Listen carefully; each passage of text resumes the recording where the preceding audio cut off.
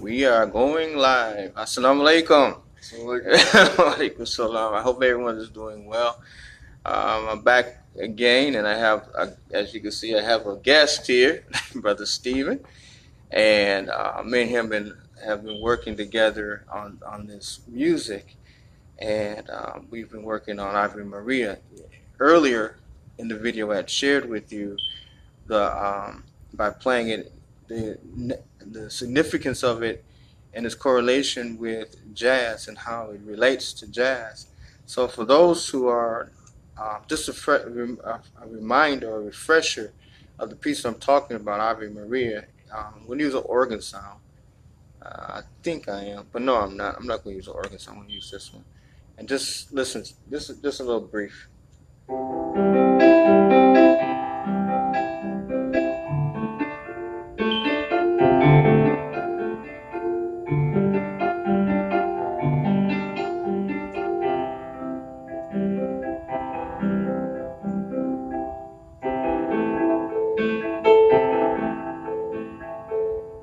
Okay, so that'll give you a refresher of the music that we were talking about.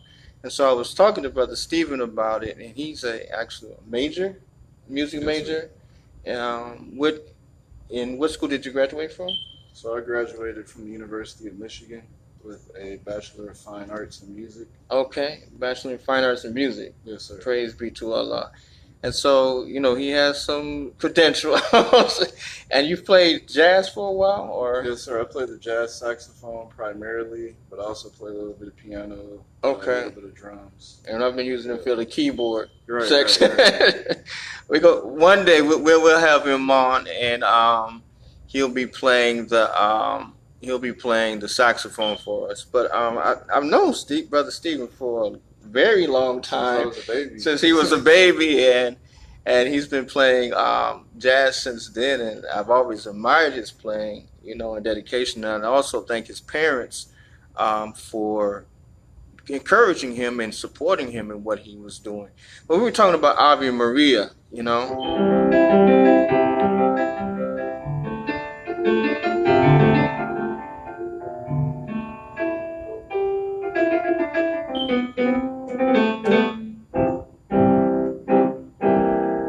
Anyway, so we were listening to it, and we came up with some ideas. I was telling them about how I can hear Coltrane in it. Yes, sir. And some sonic changes in it. Right. Can you give, since we've been playing it, can you give us some of your insight into that? Sure. Okay.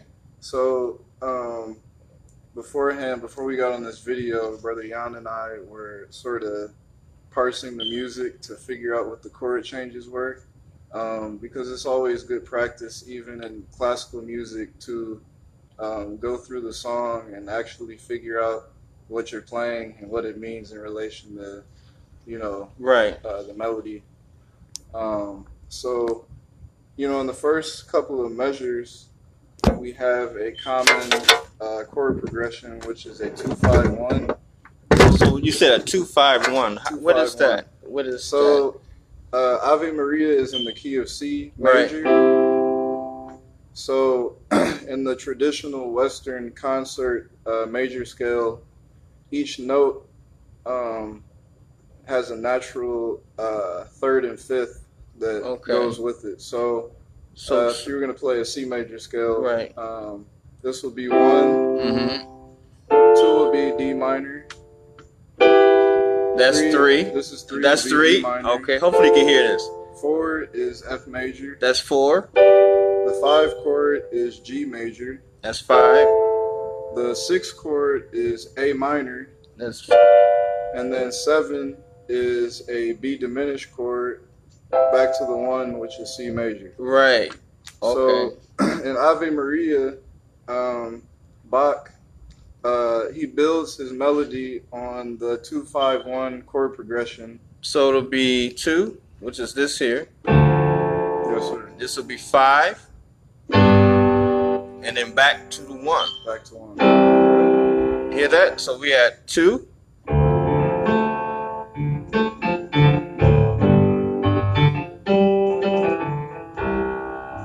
And see how how easily Brother Jan was able to improvise over that chord progression. Actually, back in that period, most composers would just write a bass line and write the progression numbers on top, and let the piano player improvise the melody. Really? Yeah, that's what figure bass is. Oh, really? So you have the bass line. Right. You have, let me see. Here's a little Bach. So we go.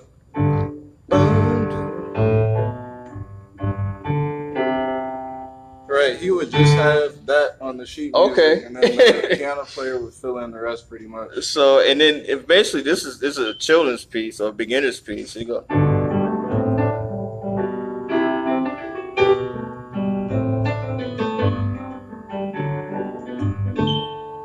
Right. Yeah. Yes, sir. Okay. So we can see the correlation already between the classical era and the jazz era, going from the 30s on. Just in that simple progression of a 2-5-1. Right. You know, in today's modern music, we think the 2-5-1 is just something that is for jazz musicians or something that's in R&B music. But as we can see, Bach was playing all around that. Right.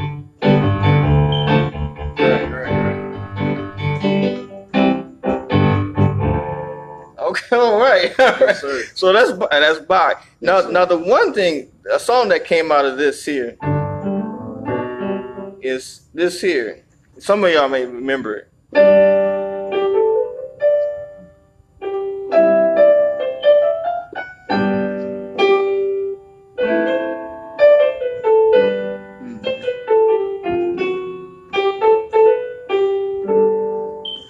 So that's an old Motown hit.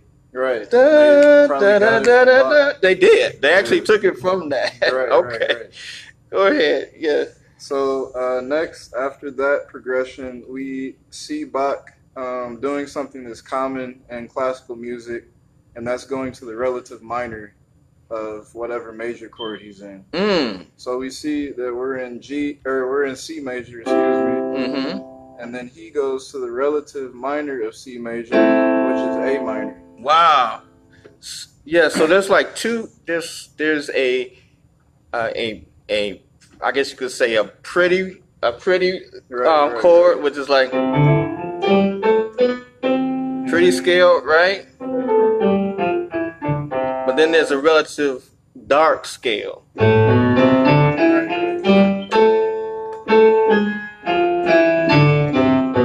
So Bach goes from to this here, which is kind of majestic sounding. Right. It's not necessarily like a evil or dark sound. It's more of a mysterious sound that sort of breaks up the happiness that we have in the beginning. Praise be to Allah. Now, let me ask you this. Yes, just where we are right now, how does that relate to jazz? So that relates to jazz. You take a tune like, I'll do an easy one like So What? And that was written by Miles Davis, but John Coltrane came out with Impressions, which is based on the same chords, just a different melody. Oh, really? I didn't know that. Sir. Okay. So we have the first chain, and it's really a modal tune. It's just a vamp. And the first chord is just a D. Who is that? That's it? Yeah, it's just D minor. Wow. And it that's fascinating.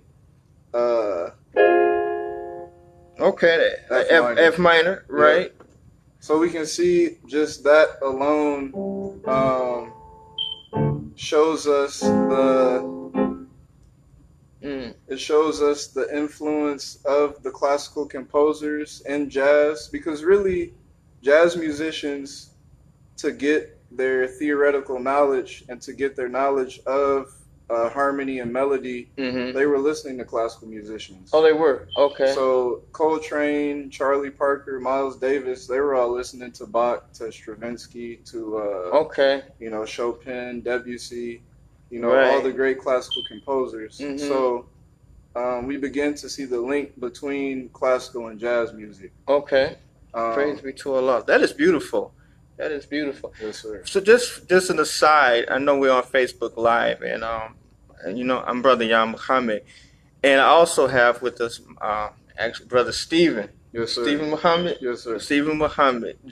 And you know, I've known Brother Stephen for a while, actually, since he was a little boy. But he's a music major from the University of Michigan. When I saw him as he was growing up, he became known well in the jazz community.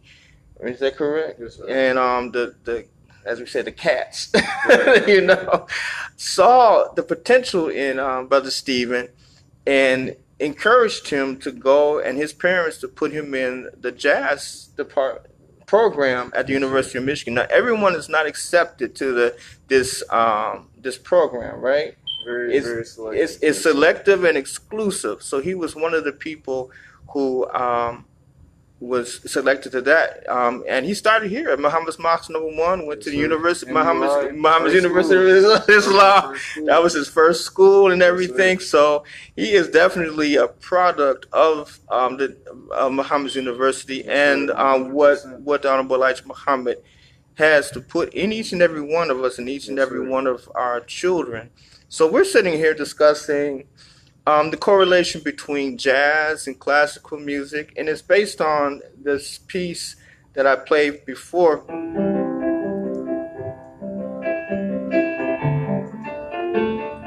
Ave Maria.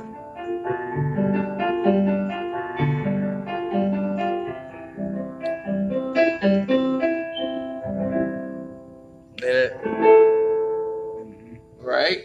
And then what's the next one?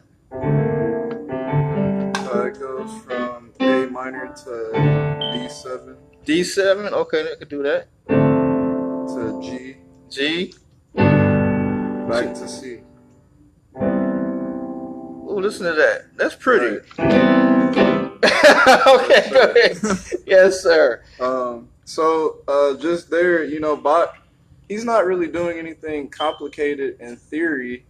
You know, he's dealing with a few chords, but he's using them creatively to convey a message and an idea that he wants the listener to understand. Mm-hmm. So when he goes to the relative minor of C major, which is A minor, he simply resolves that idea by playing a 2-5-1 back to 1. So two. Remember that's. So we're in A major. Right. Then we go to the 2, because remember, we're still in C major. Right. We just went to the relative minor. We still in C. We're still in the. Yes, sir. But although we're playing. Right. But in actuality, if you want to think about it relative to C major, we just went to the 6th chord. Oh, really? Okay. Yes, sir. Because A minor is the 6th chord of C. So the 6th note on, if you have your keyboard, right, and you go from, we have a saying at Muhammad's University music program, if D is in the middle of the 2 black keys. That's good. So if you do D is in the middle of the 2 black keys, C is to the left, E is to the right, C is in the middle of the 2 black keys. So the first note would be C. And then we do the D, and then we do the E. That's number 3. Number 4 would be F, G, and then the 6th would be A. So yes, sir. C, D, E, F, G, A. That's the 6th. Yes, sir. And then the 7th would be B. And then we come back to the beginning of C, which begins what is called an octave. Right. Octave means 8. It means 8. So that means that there are really only 8 white keys per section. Yes, sir. As opposed to how many black keys? 5.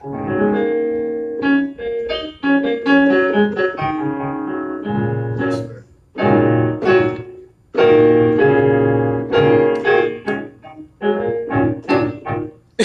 Okay, so I love that, and it's called pentatonic scale. Right. But the black keys are so intense. I mean, because you can play anything. And when you think about the black keys in relation to the white keys, in terms of how they deal in the chord changes, is very intricate. That's why most classical composers, they don't really fool with the black keys in their music unless they're trying to do something really bold or something really, they're changing keys, they're playing different harmonies. Excellent.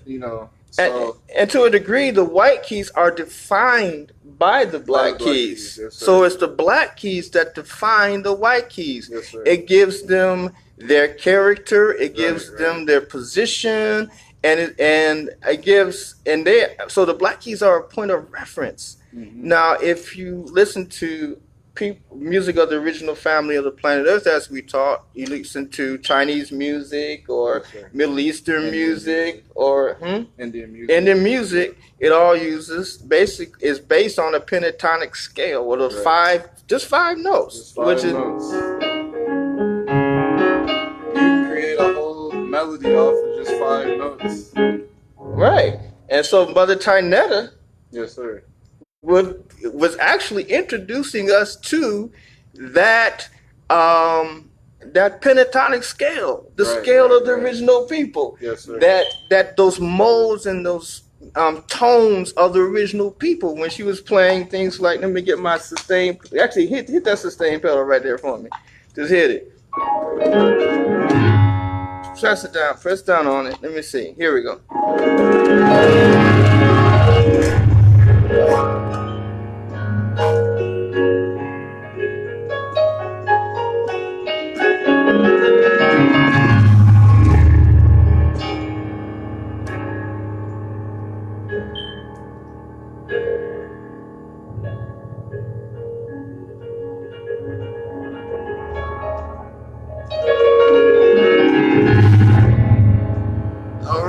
All right. So she was introducing us back to our original tone, our original vibration. Yes, sir. Right. Wow. That's there we go. Word, vibration. And when you think of vibration as it relates to music and the pentatonic scale, and what I just heard from you, what came to mind to me was prayer. If not a call to prayer, the act of praying. And the tranquility that you experience in the act of prayer. I can see a correlation between that and the pentatonic scale. Praise be to Allah. So there is prayer in that.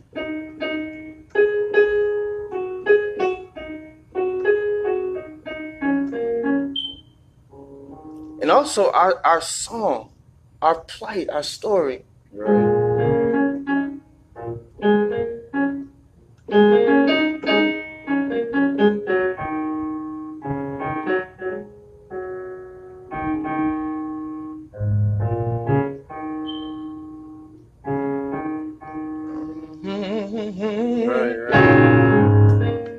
Anyway, let's get back. That's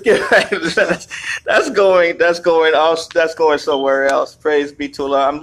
Thank you for joining us today.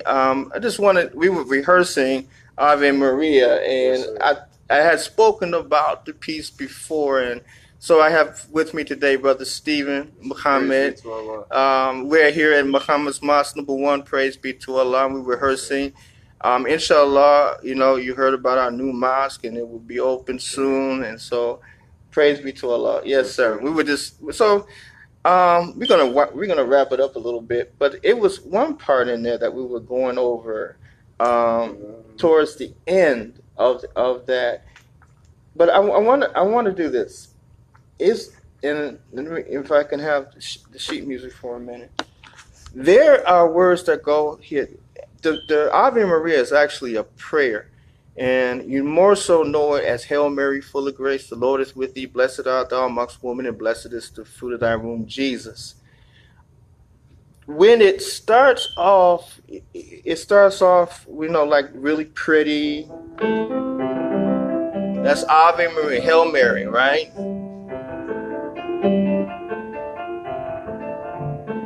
Okay, full of grace. But the point I want to point out is when it gets to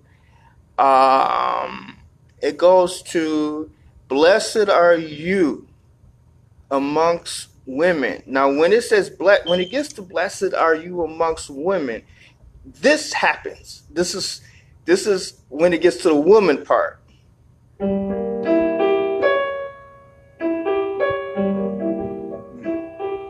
So when it gets to the woman part, it goes. So it goes from blessed are you amongst women. So this is the blessed are you part. Here we go. Let me see if let me get this playing sideways, upside down, and backwards. So this is blessed are you.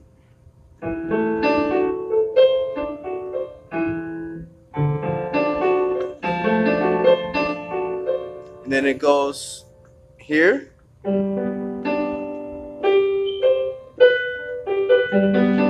So this is you amongst women. Now here's women.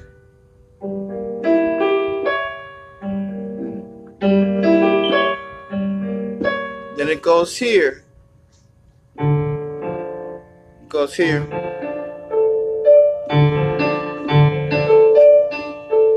And blessed are you is the fruit of your womb. No, it goes here. Let me see. Now this is blessed is the fruit of your womb. You hear that? Right, there's some tension in that. Now, you hear?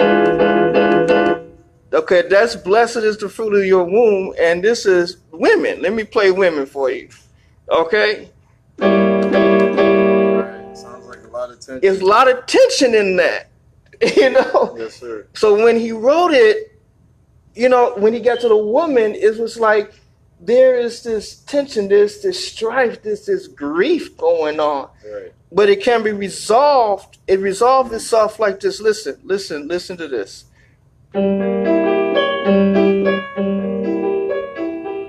Now it's going to resolve itself. Now here's about blessed is the fruit of your womb.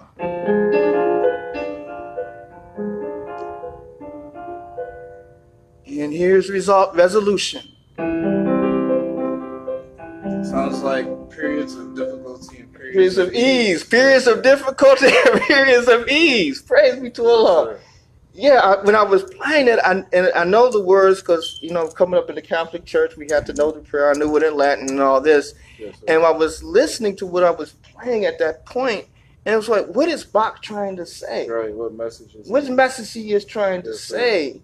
And what is he trying to convey? Right. You know? Yes, sir. Yeah, that was interesting. So yes, next time we listen to this piece, hopefully we'll listen to it again. We'll have a fuller understanding, yes, or better understanding. Maybe not a fuller understanding because this is a deep piece. Very intricate, very deep, very intricate piece. Yeah, it's a lot to parse, a lot to study. Yes, it is. It is. We'll have a better understanding of what is being said. You know, it kind of like you talked about with difficulty is ease. Surely with difficulty is ease. Yes, sir. In that surah, Allah talks about how He expanded our breasts. Surely I've expanded through your breast and removed your burden which weighs down your back and exalted for you your mention. You know, verily with difficulty is ease, with difficulty is surely ease. So when you are free from anxiety, work hard and make your Lord your exclusive object. Yes, so when you said difficulty ease, he's telling the black woman, the second self of God, you know, yes, there's going to be difficulty, there's anxiety, but know that I, Allah, am with you. Yes, sir. Always. He was telling Mary, no, yes, this is difficult. There's going to be controversy. Right. You know, it's going to be anxiety, but I am there with you. And so he's telling, this is a message. This is a message to the black woman, is a message to the black man. Yes, sir. In that our striving is we're going to face difficulty. We're going to be striving hard, but Allah is always with you. Right. He Wow. will resolve all problems. He resolves. Yes, sir. That's that resolution came Yes, about. sir. Yes, sir. Praise be to Allah. So I thank you. Yes, sir. I want you to next time I come, inshallah, we're going to explore something else. We're going to explore this little piece. Oh. Okay. I know that's a little child's piece, but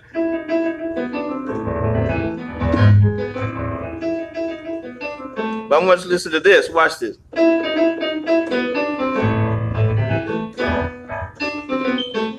You see? Oh, there's that jazz again. And then now we're dealing with a black man called Beethoven. Yes, sir. Original black man called Beethoven who